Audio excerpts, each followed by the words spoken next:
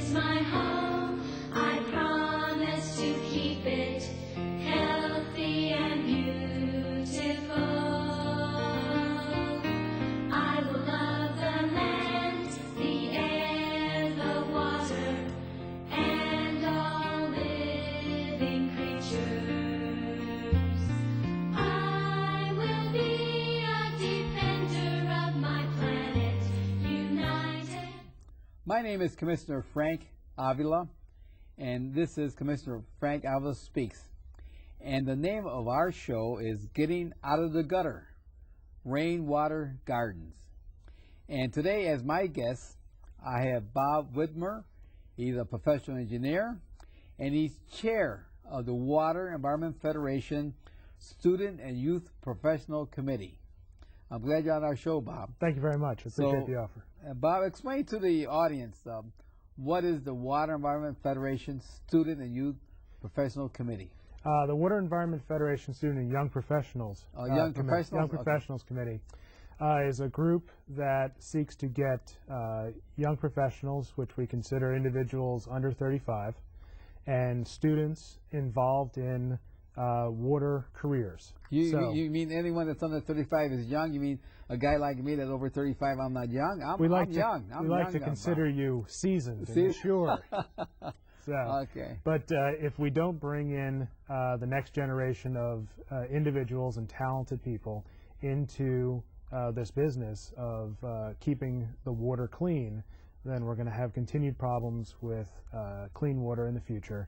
And we want to bring people in and get them excited about all the opportunities that exist within the water professions. And it's so important that we have to know about water, because if we don't have water, we're not going to stay around much long. No, if there's no water, there's no life. It's Right. that simple. It's not just no human life, there's no animal life, there's no plant life. Right, because water is precious. Water is precious. We're not going to make any more. We've got all we got. We've got to take care of it. Yeah, and then the name of our show is Getting Out of the Gutter, Rainwater Gardens. Yes. What is a rain garden? A rain garden is a way of taking water that... And Sherry, let's see image one, Sherry. Okay. Yeah.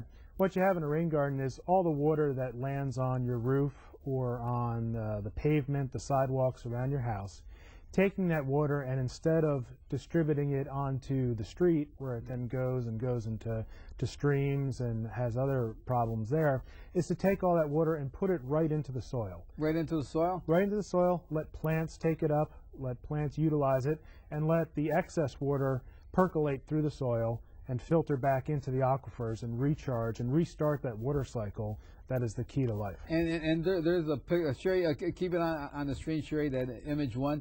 And there's a little picture. You got your downspout coming in, right? You got your downspout coming in, and in this one we use a rain barrel. A rain barrel, right? Okay. And that rain barrel is collects the water from the downspout, correct? Right. It collects the water from the downspout, and any of the excess water that once it fills up that rain barrel, that then flows into the root system of those plants. The plants take up some of that water. The rest filters down. And then the exit, how does the exit, is there a hole on the bottom of that rain barrel? There's a hole in the bottom of the rain barrel. With a hose? Yeah, you can attach a hose up to it, so you can keep that water around so that in the future, when it isn't raining, you can water that garden. And that way, instead of using water that's made for drinking, yes, you don't waste that drinking water just to water a plant. You use water that has come and stored in the rain barrel to water plants. And then in an area where they charge for water, this is going to save you on dollars also. This is going to save you money, and it's going to preserve a precious resource. It's an amazing amount of money that we put in to cleaning water just so that we can water plants or clean clothes or do all those things, flush toilets. We put a lot of expense into making very clean water just to do those things that we don't need it for. That's true, and right between us, Bob, we have a rain barrel. Right, yes. Right between us, this is our rain barrel. Right. And our district, we sell this for $40 to the public. Yes. And at first when I saw it, I said, boy, I could take a shower with this also. Maybe I use that downspout, pick up the hose, go outside, take a shower. But no, this is used for watering our garden, our rain garden. Right. You can use it for watering the garden, and you talk about taking a shower. You can take a shower for your car with this. Yes. There's no reason you can't wash your car. That's another use of water that we don't need drinking quality Yes. water for. But, you know, in the rain barrel, you know, we're taking water, putting your downspout right in here on the top, allowing the water to fill up, and then at the bottom, there's a way to hook a hose up to it, and the excess flows into the garden and lets the plants take it up. And also when we're using a rain garden, right now a lot of the homes, when it rains, it doesn't stay on the property. No, it doesn't. It leaves that property, and where does it go to, Bob? It comes down, goes into the gutter, and it comes into the stormwater collection system, or in some places into the sanitary collection system. And it goes by, we have a catch basin along the gutter. Right. It comes into catch basins, it gets into a series of pipes, and ends up being flushed out into our streams and rivers and taking all of those pollutants that are part of what's sitting on the roads and being washed in, washes all those pollutants into our rivers. And it also comes in very quickly. It just comes in a rush, so we get a lot of erosion that can occur when all this rush of water comes in, as opposed to letting it go over all the surfaces and percolate into the ground. Yeah, and you know, the problem that we had, the thinking a while back, was that we know that we had to treat wastewater, and wastewater is what our human waste and wash dishes, that's what we have to treat. And so in your older communities, they have combined sewers where your storm water and your wastewater goes into the same pipe. But then the thinking says, well, you know, we don't have to treat storm water, so let's in our newer communities, let's separate them. And this way we only treat wastewater, and we don't have to treat that storm water. But now, like as you mentioned, Bob, that we will have to treat that storm water also, because our streams is polluted. Yeah, our streams are polluted, and we're adding all these pollutants that are washing off the roads and washing off of our lawns when we over-fertilize. All this is getting washed into the rivers and streams. So ultimately, we may have to go back to treating that stormwater with a lot more effort and a lot more expense. And just for the simple addition of taking the water that's coming off of your roof and putting it back into the garden and the plants, we can eliminate all that potential expense and that potential pollution. And pollution, because our streams have been staying static for the last 10, 15 years. Our streams has not increased in removing the pollutant. And that's the problem we're having here in the whole United States. And that's why rain gardens is so important. Now, how does stormwater affect streams? And we're going to bring up an image, slide 2, Sherry. Right. So, what happens when all this stormwater comes in and you get a rainstorm, so you get a whole lot of water that comes at once, you get this what we call stream bank erosion. So normally in the image you see where the water level is, that's where the water is flowing most of the time. But when all this water rushes in, and the water rises up and all the way up to the top of the bank there where that gentleman is standing, and the water is moving very, very quickly. So it's washing away the side of the bank, and it's actually moving the stream, and it's bringing more debris into the stream. It's impacting the animals, the fish that live there. So all of that rush of water that used to just go into the ground when we didn't have all these roads and roofs and other things around, all that water now rushes into the stream and damages the stream and impacts the wildlife that lives out there. Now, all the aquatic life and it has a big problem, and that's the whole problem we're having throughout the whole United States also. It's a problem we're having that throughout the whole United States. Or the whole world. The whole world. Yeah. And it's another great expense, because now not only have we piped the system to allow all of this stormwater to be collected, now we have to invest money in trying to fix the streams. Yes. So we have to put money into stream bank stabilization or redirecting streams to make sure they have enough capacity for all this water that comes in. So we're just adding expense onto expense onto expense, just so that we can have water that comes off of our roof and we don't have to worry about it. But, you know, naturally we have plenty of money, right, Bob? I mean, we have all kinds of money to fix this problem, right?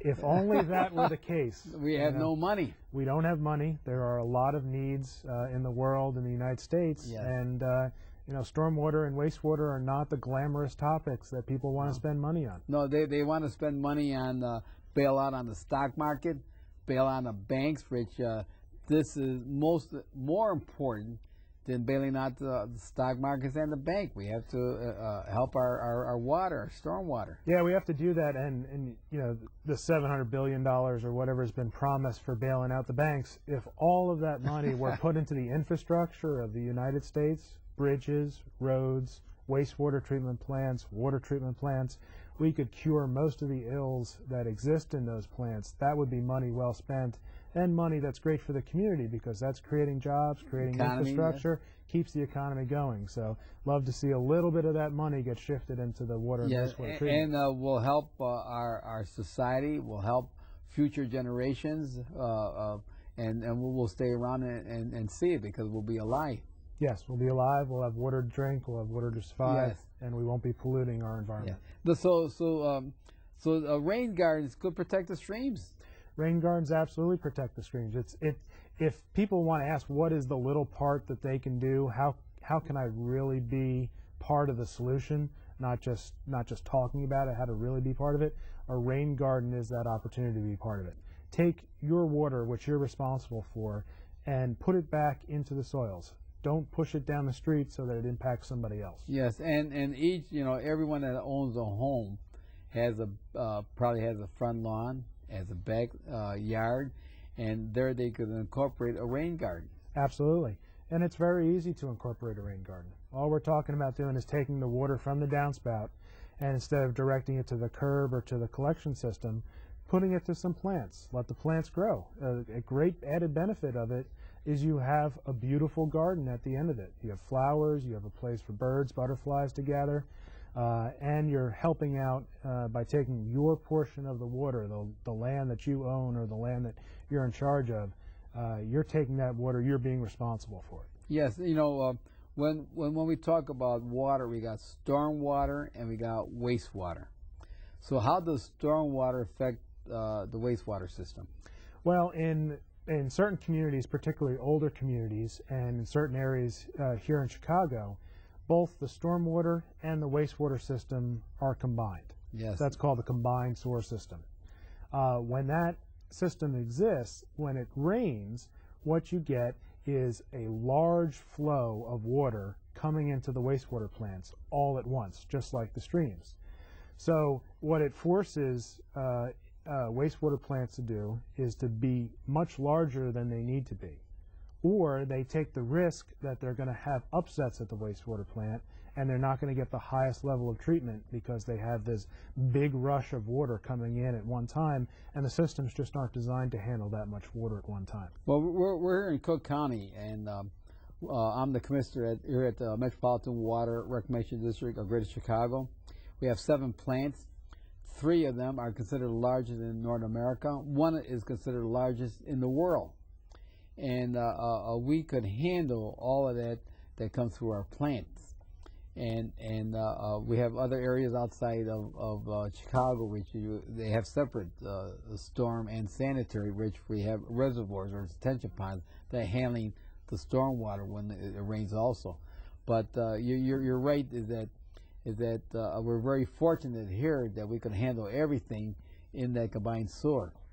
Right, but there are communities out there where they just do not have enough capacity, and when all of that water comes in at one time, it overloads the system and it causes both stormwater and sewage to spill out of the system in what are considered overflows. Yes, CSOs. The CSOs, combined sewer overflows. Yes. So when that occurs, then you get wastewater entering our streams that's untreated.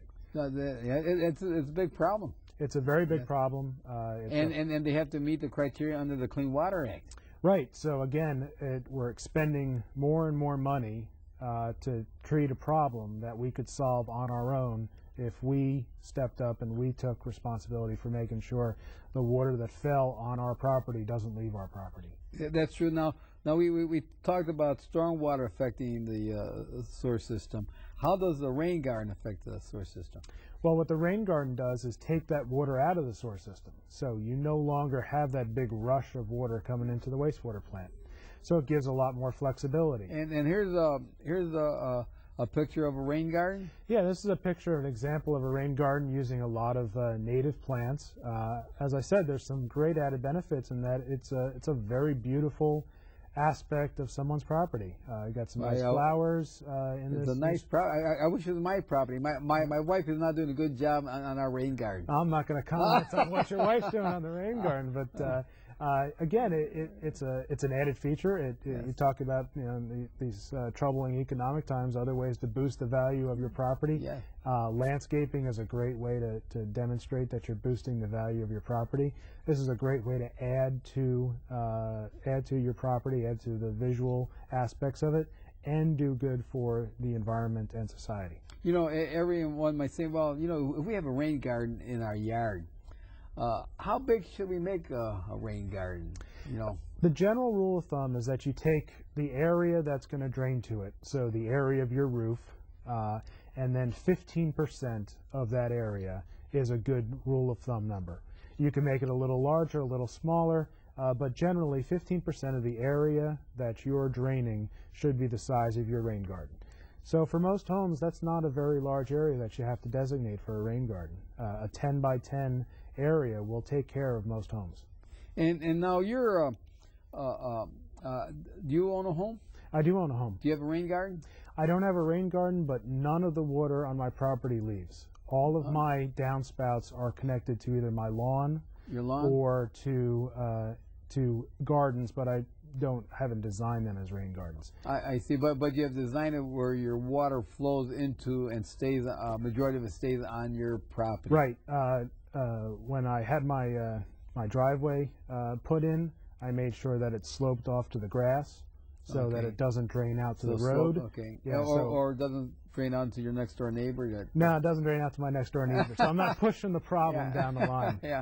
But all of the water that is on my property, stays on my property, goes into the ground, so that I'm not contributing to the problem down the line. And is this what you consider the first step of building the rain garden? Yeah, this is the first step of building the rain garden. We're still in the process of laying everything out. Diverting sloping your land where your water is going to stay on your property. Maybe have a little swale in there. That's right. That is correct. So now the next step is the work, and there is some work in building the rain garden. You got to get out there. You got to till the soil. You got to make sure you've got some drainage underneath there so that water is going to drain back into the ground, and you've got some good mulch on there and some good healthy plants. And also, I'm curious, do you buy commercial fertilizer and herbicides and pesticides, and do you put that on your lawn? No, I don't.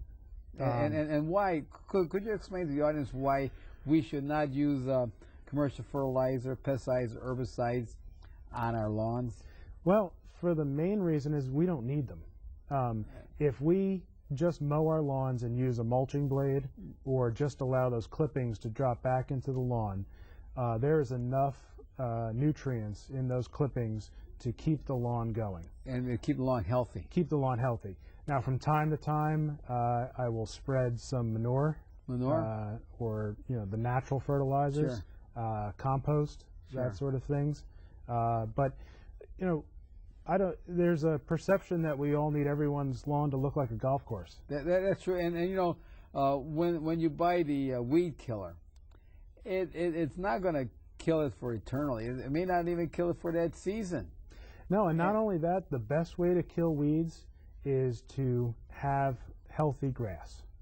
And you have healthy grass by aerating the lawn. So, going through and using an aerator to allow the roots to grow, overseeding the lawn in the fall, and making sure you're cutting it high enough so that you're not burning it up in the hot summer. So the healthy lawn itself will force out those weeds by continuing to grow. So you don't need all the herbicides, and if you get some weeds, so what? That's right. We're not out here making golf courses. We're just here to have somewhere for the kids to play, the animals to run around, to have a picnic. And you mentioned that you have a healthy lawn.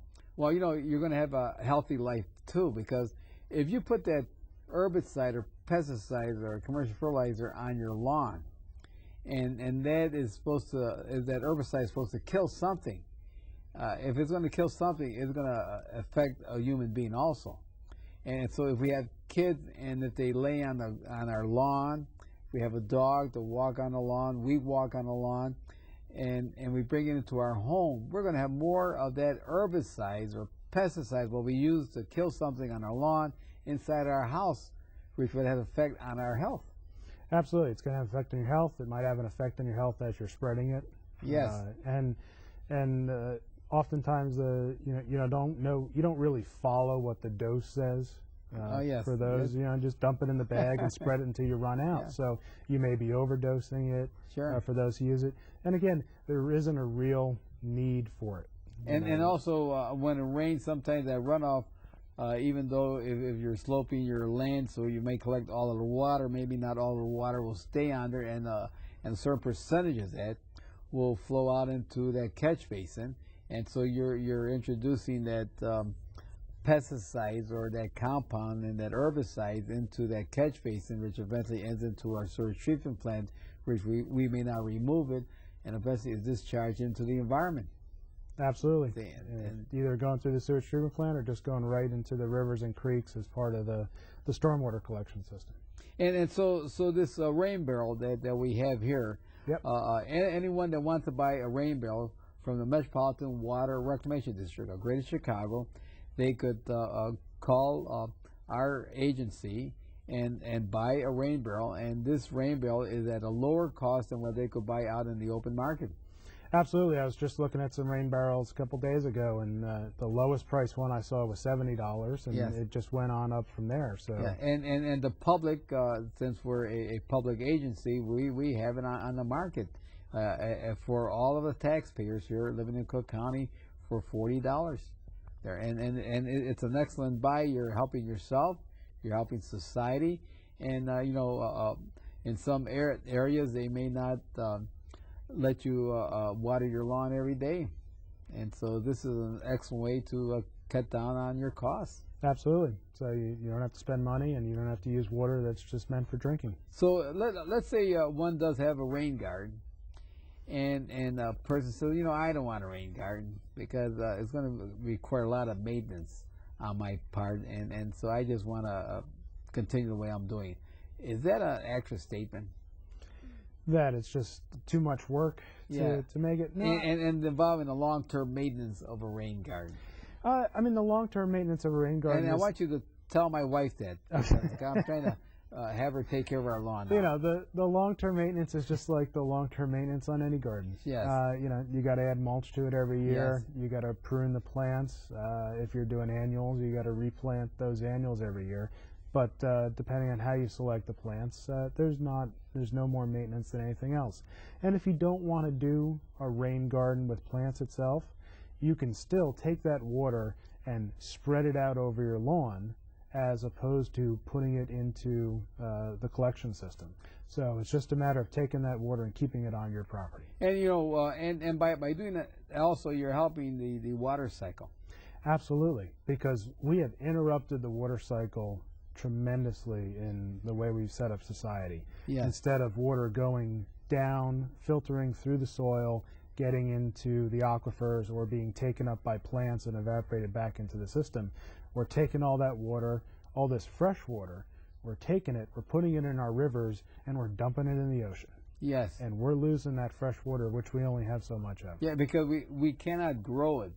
Because the good Lord just put enough water on us to survive for generations to come. Right. The water we have today is the same water we had yesterday. Yes. It's the same water we had 100, 2,000, 2,000, many, many million years ago, and it's the same water we're going to have in the future. So we better take care of it. That's true. If not, we're not going to be around. No. We're here in Cook County. We're here in Cook County, and you're going to work with some groups tomorrow to plant rain. So there are local groups here in the Chicago area that could help with a rain garden, right? Absolutely. And you're not even from Chicago. I'm not even from Chicago. And you know the various groups, right? Yeah, we've been working with the Center for Neighborhood Technology, or CNT. A great group of individuals who understand rain gardens, Yes. understand it, and would be glad to help anyone with putting a rain garden in, either advising you for your home or bringing it into a public place. We'll be working out at Pulaski Park, putting a rain garden in to take the water from some downspouts off the pool, put it into a rain garden, and take all that water out of the collection system. Now, we're talking about rain gardens.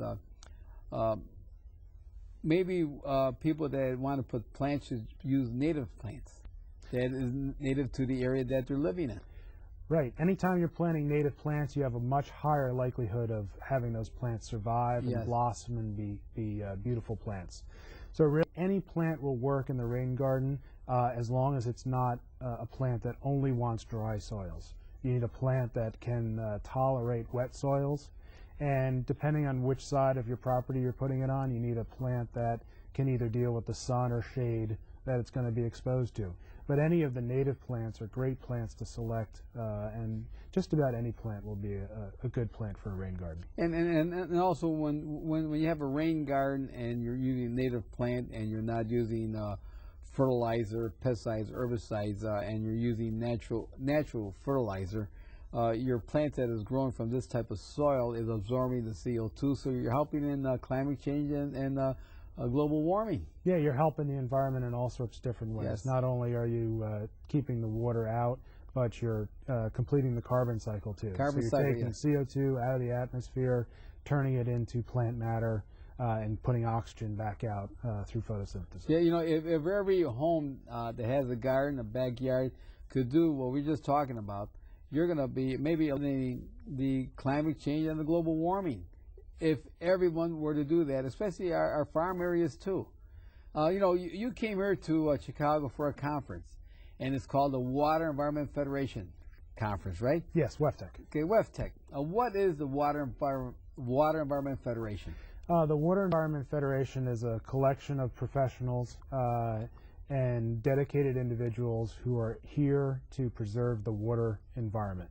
So we work within wastewater treatment, within the watershed protection, all sorts of different ways to educate the public, to continue to do research, develop new technologies, and to bring the best treatment possible to water and wastewater so that we can keep our precious resource of water as pure as possible. And this conference that is being held here in Chicago, we're inviting, the Water Environment Federation is inviting 100 science teachers, 50 from the high school, 50 from the grammar school. They're going to spend the whole day here, and they're going to teach the science teacher all about water environment so they go to the students and teach the students.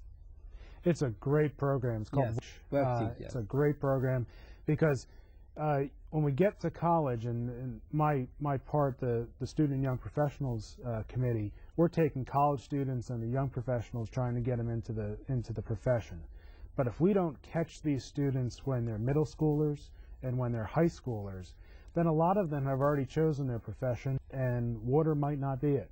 But if we can show them how important it is, how interesting and how challenging, then it'd be a great addition to society.